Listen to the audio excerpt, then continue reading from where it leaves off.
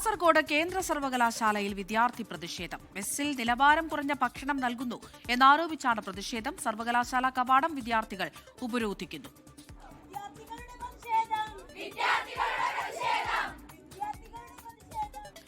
പ്രദീപ് നാരായണൻ കാസർഗോഡ് നിന്ന് വിവരങ്ങൾ നൽകാനായി ചേരുന്നുണ്ട്. പ്രദീപ്, വിദ്യാർത്ഥികളുടെ ആവശ്യം അത് ന്യായമാണ്. അവരുടെ പ്രതിഷേധം ഇപ്പോഴും തുടരുകയാണോ, അല്ല എന്തെങ്കിലും ധാരണയിലെത്തിയിട്ടുണ്ടോ?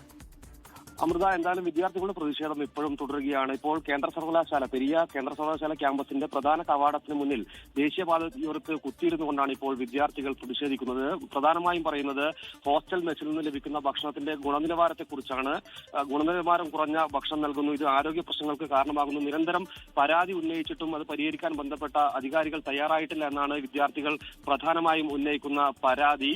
നേരത്തെയും ഇതിനു മുൻപത്തെ വർഷങ്ങളിലും സമാനമായ പരാതി ഉണ്ടായിരുന്നു. അപ്പോഴത്തെയും വിദ്യാർത്ഥി പ്രതിഷേധം രൂക്ഷമായിരുന്ന ഘട്ടത്തിൽ അത് പരിഹരിക്കുന്നതിനുള്ള നടപടികൾ ഉണ്ടായിരുന്നെങ്കിലും എന്നാൽ ഇപ്പോൾ അത്തരത്തിലൊരു പ്രതികരണം പോലും അധികൃതരുടെ ഭാഗത്തു നിന്നും ഉണ്ടാകുന്നില്ല എന്നാണ് ഇപ്പോൾ വിദ്യാർത്ഥികൾ പറയുന്നത്. പ്രധാനമായും പെൺകുട്ടികളുടെ ഹോസ്റ്റലിൽ നൽകിയ ഭക്ഷണത്തെക്കുറിച്ചാണ് ഇത്തരത്തിലൊരു പരാതി ഉയർന്നിരിക്കുന്നത്. എന്തായാലും വിദ്യാർത്ഥികളുടെ പ്രതിഷേധം കടുക്കുകയാണ് എന്ന ഒരു സൂചനയാണ് നമുക്ക് ലഭിക്കുന്നത്. ഹോസ്റ്റലിലെ മുഴുവൻ കുട്ടികൾ ഇപ്പോൾ സമരത്തിന്റെ ഭാഗമായി അണിചേർന്നിട്ടുണ്ട്.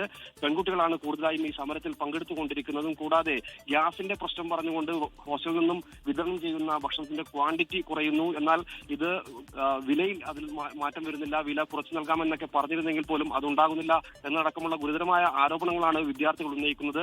സർവകലാശാല അധികൃതർ എത്രയും പെട്ടെന്ന് ഇതിൽ ഇടപെടണമെന്നുള്ള ആവശ്യം കൂടി അവർ ഉന്നയിക്കുന്നുണ്ട്. എന്തായാലും സമരം ഇപ്പോഴും തുടരുകയാണ്. അമൃത,